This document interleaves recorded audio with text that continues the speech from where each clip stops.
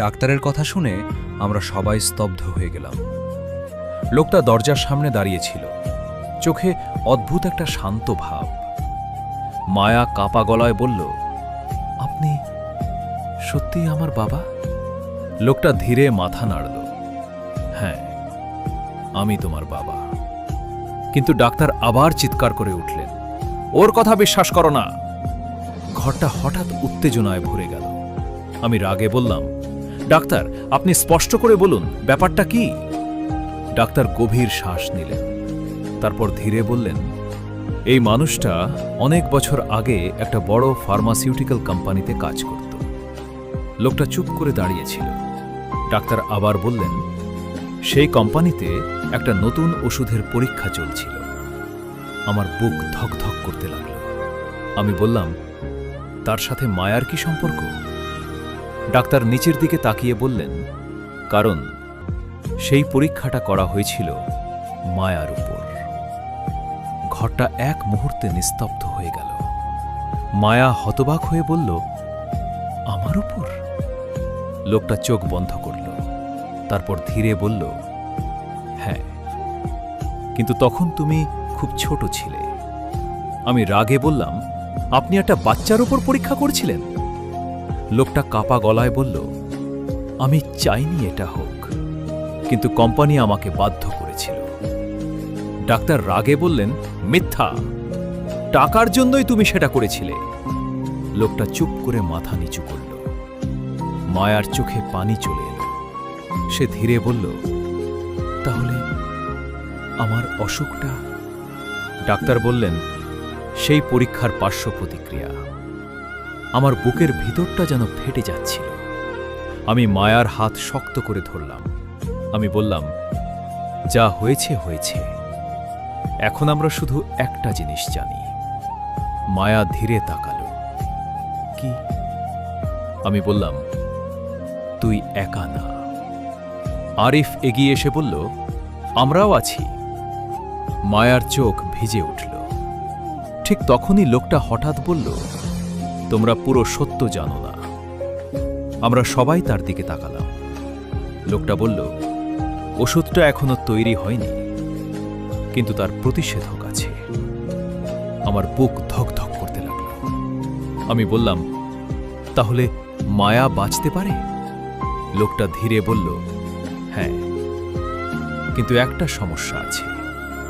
আমি তাড়াতাড়ি বললাম, কি সমস্যা? লোকটা ধীরে বলল, প্রতিষেধকটা একটা গোপন ল্যাবে আছে। ডাক্তার হঠাৎ চমকে উঠলেন, না, সেটা অসম্ভব। আমি অবাক হয়ে বললাম, কেন? ডাক্তার ভয়ে কাঁপতে কাঁপতে বললেন, কারণ সেই ল্যাবটা 3 বছর আগে আগুনে পুড়ে গিয়েছিল। ঘরটা এক মুহূর্তে নিস্তব্ধ হয়ে গেল। তাহলে যে প্রতিষেধক মায়াকে বাঁচাতে পারে, সেটা কি সত্যিই নষ্ট হয়ে গেছে, নাকি কোথাও এখনো লুকিয়ে আছে? ডাক্তারের কথা শুনে ঘরটা একদম নিস্তব্ধ হয়ে গেল। মায়া ধীরে ধীরে বলল, তাহলে আমার বাঁচার কোনো উপায় নেই? তার কণ্ঠে এমন হতাশা ছিল যে আমার বুকটা কেঁপে উঠল। ঠিক তখনই সেই মানুষটা, যে নিজেকে মায়ার বাবা বলছে, হঠাৎ বলল, না, এখনো একটা আশা আছে। আমি তাড়াতাড়ি বললাম, কি আশা? লোকটা ধীরে বলল, ল্যাবটা আগুনে পড়েছিল ঠিকই, কিন্তু সবকিছু ধ্বংস হয়নি। ডাক্তার অবাক হয়ে বললেন, আপনি কি বলতে চাইছেন? লোকটা গভীরভাবে আমাদের দিকে তাকিয়ে বলল, প্রতিষেধকের একটা স্যাম্পল এখনো বেঁচে আছে। আমার বুক ধকধক করতে লাগল। আমি বললাম, কোথায় আছে সেটা? লোকটা একটু থেমে বলল, সেই ল্যাবের ভেতরেই। আরিফ অবাক হয়ে বলল, কিন্তু ল্যাব তো পুড়ে গেছে। লোকটা মাথা নাড়ল। হ্যাঁ, কিন্তু আগুনের পর পুরো বিল্ডিংটা সিল করে দেওয়া হয়েছিল। আমি ধীরে বললাম, মানে 3 বছর ধরে কেউ ভিতরে যায়নি? লোকটা বলল, হ্যাঁ। ডাক্তার তখন একটা রিপোর্ট হাতে নিয়ে বললেন, আমাদের বেশি সময় নেই। আমি আতঙ্কিত হয়ে বললাম, মানে? ডাক্তার ধীরে বললেন, মায়ার অবস্থা খুব দ্রুত খারাপ হচ্ছে। মায়া চুপ করে বসেছিল, তার মুখে একটা অদ্ভুত শান্তি। সে হালকা হেসে বলল, এত দৌড়াদৌড়ি করার দরকার নেই। আমি যদি না বাঁচি তাও ঠিক আছে। আমি রাগে বললাম, এমন কথা আর কখনো বলবি না। আমি মায়ার দিকে তাকিয়ে বললাম, আমরা শেষ পর্যন্ত চেষ্টা করব। আরিফও বলল, হ্যাঁ, যত বড় ঝুঁকি হোক। মায়ার চোখ ভিজে উঠল। সে ধীরে বলল, তোমরা সত্যি পাগল। ঠিক তখনই লোকটা হঠাৎ বলল, কিন্তু একটা সমস্যা আছে। আমি বললাম, আর কি সমস্যা? লোকটা ধীরে বলল, সেই ল্যাবটা এখন সরকারি সিল করা এলাকা। আরিফ অবাক হয়ে বলল, মানে?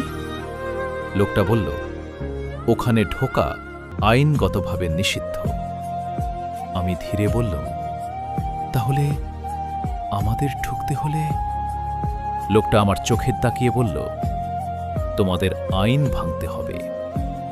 ঠিক তখনই হাসপাতালের জানালার বাইরে একটা কালো গাড়ি এসে থামল। ডাক্তার জানালার দিকে তাকিয়ে হঠাৎ ফিসফিস করে বলল, ওরা এসে গেছে। আমি অবাক হয়ে বললাম, ওরা কারা? ডাক্তার আতঙ্কিত গলায় বললেন, সেই কোম্পানির লোক। আমার বুক ধক ধক করতে লাগল।